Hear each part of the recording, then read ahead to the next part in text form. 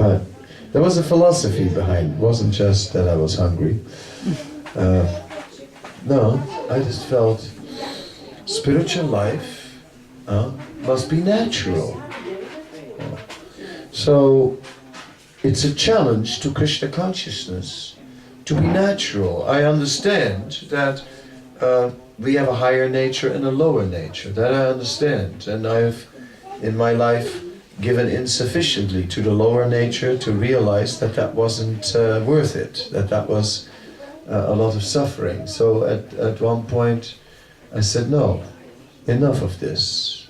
But then, so I understand restrictions, but somewhere there must be a sublimated form of expression. Okay, I understand that we cannot just let be natural and be animals. We have to rise above the animalistic platform, but then at one stage spiritual life must be natural. So there we find something in Krishna consciousness, because that aspect is there, that one can engage human nature to its fullest extent. And well, that is the issue. It's like the whole world is very much involved in spiritual activities in different form of asceticism. There are so many ascetics who are performing austerities, right? Denial, fasting, right? Sleeping less, living in caves, dressing in hair shirts, right? Medieval monks, kind of itchy woolen things they were wearing. An itchy woolen dress, can you imagine? Nothing under it, just an itchy thing. Ugh. Just must eternally be scratching. That's horrible, right? Like, would be a nightmare to me.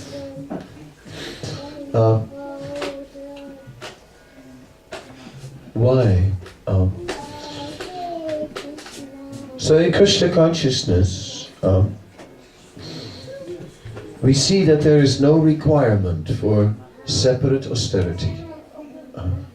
There are restrictions, but these restrictions are basically restricting sinful activity.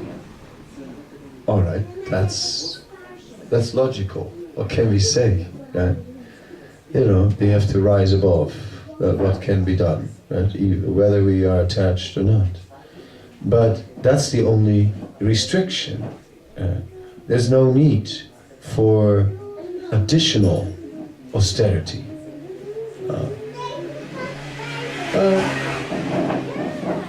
Well, but what about fasting on appearance days? Okay, but then one is supposed to get absorbed in chanting. No, it's not about the fasting. It's about it's not we're going to fast and how great that is. No, to really do it properly, one has to be very much absorbed in chanting, and the whole purpose of the fast is that we are not heavy from eating, because so much energy goes to the stomach, and therefore fast and then put all the energy in hearing and chanting. Then it makes sense. Otherwise, so it's ultimately has its roots in a positive focus on the Lord, not in we're going to fast and how pleased will Krishna be that we are not eating. And here he is, God. I'm so happy that my devotees are starving. It makes me feel so good. Isn't it strange, you know? Krishna. So it's not that Krishna is enjoying that. Yeah, there's space. Huh? We can... Yeah. See. No?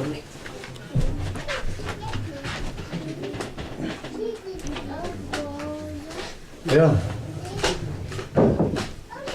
Anyway, so like that, we have these Krishna consciousness is natural, at least in the ultimate. And whatever is experienced as unnatural in the beginning, all right, that's due to conditioning. But there is scope for naturalness. That made it for me possible to kind of accept this process. I would, but where do you find this? It is said that ascetics who are performing austerity, one finds in all traditions.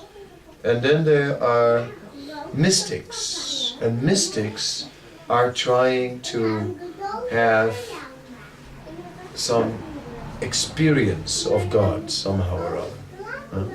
So many mystics have in different ways tried to have that experience.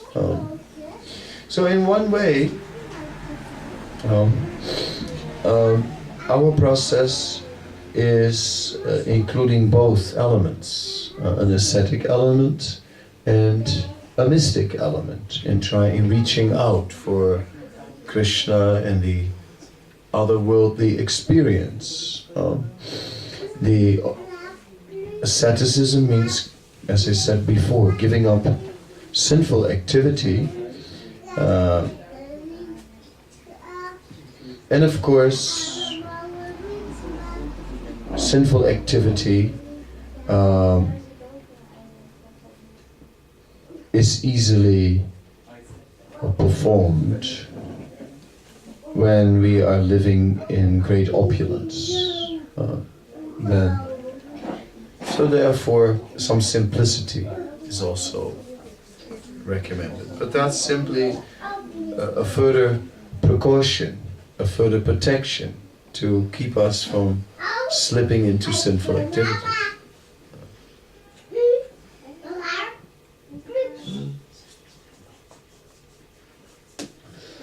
Yeah. Finally, the whole thing is about mercy. And it is said that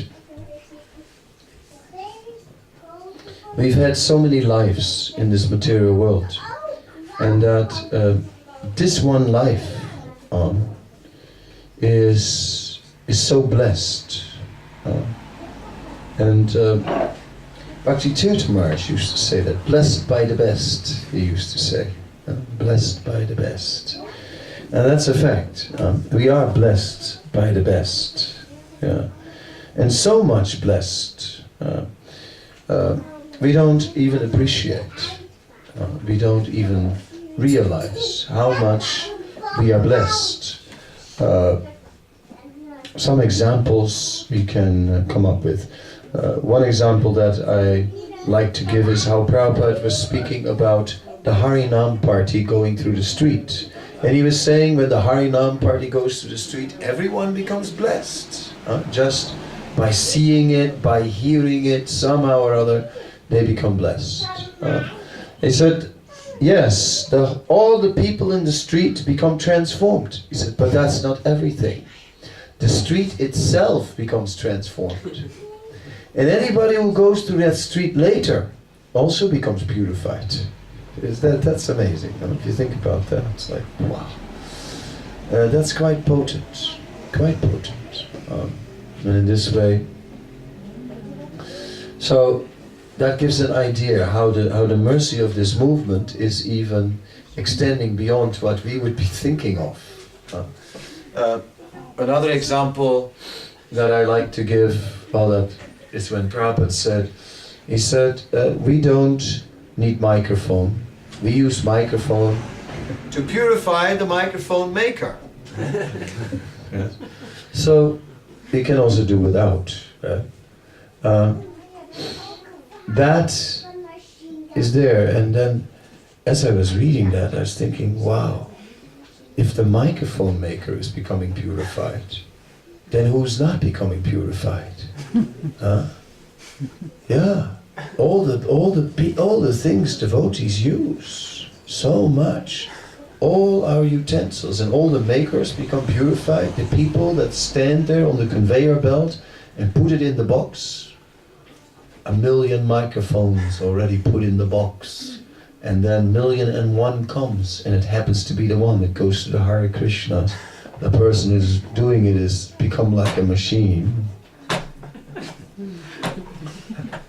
Has no idea that this movement of the head will actually so greatly bless us. So in this way, we do not realize how much we are blessed, yes, by this movement.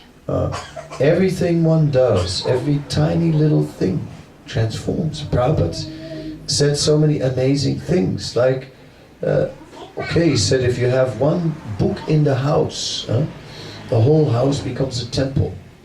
I have one disciple, he said that when he grew up, his parents had a lot of books. They had a whole wall of books up to the ceiling. And he said up on the top, there was one book. And he said this book, there was light emanating from this book. And as he was a small kid, he saw the light emanating from this book. He could see it. It was very visible amongst all the other ones. This one was giving light. And he's always wondering about this book. But it was too high. He couldn't get to the top shelf. So never got to touch it so many years. And as he grew up, he forgot about the book. Until he was about 20. And then one day, he just somehow or other took it off the shelf. And then in no time, bang, became a devotee.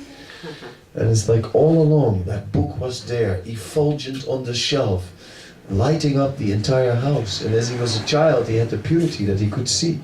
And later got covered over, couldn't see. Because it goes like that. Children have that kind of purity.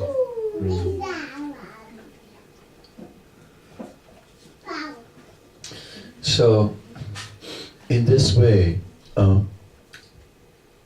somehow or other, now that we came in contact with this movement, the blessings are enormous, tremendous. And then finally, the blessings of Lord Chaitanya are really something. One other example is, Prabhupada once said that the book distributors could give deities of Gaurnitai to the people. And they could just say to the people, these are like dolls, Hare Krishna dolls. Like you can go to a country and you can buy some souvenir dolls. Perhaps these are souvenirs, souvenir dolls. So that you take them and you give them to the people. Just give them to the people. And then the people, you tell them that if they every day put some water, that it brings luck. Tell them that. So, how broad-minded was Prabhupada and how merciful are Gaurnitai.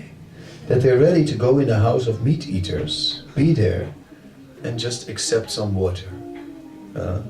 Or just stand there. So Prabhupada had such an amazing vision of mercy. And much, let's say, a totally different kind of conception than the one where Krishna consciousness is hard work and a systematic process that needs to be followed, and that's all it is. Of course, it is a systematic process. Of course, there is hard work, but there is mercy, so much, continuously, coming from all sides. And when Lord Chaitanya's mercy is still not enough, then there is Prabhupada's mercy and his prayer that we will go back to Godhead, qualified or not. And on the strength of his service, he did such extraordinary service, how can Krishna say no to him? You see this point? It's obvious. If someone has done so much for you, and this person comes, what can you say? They bring somebody with them and say, please be kind to this person. Oh, what can I do?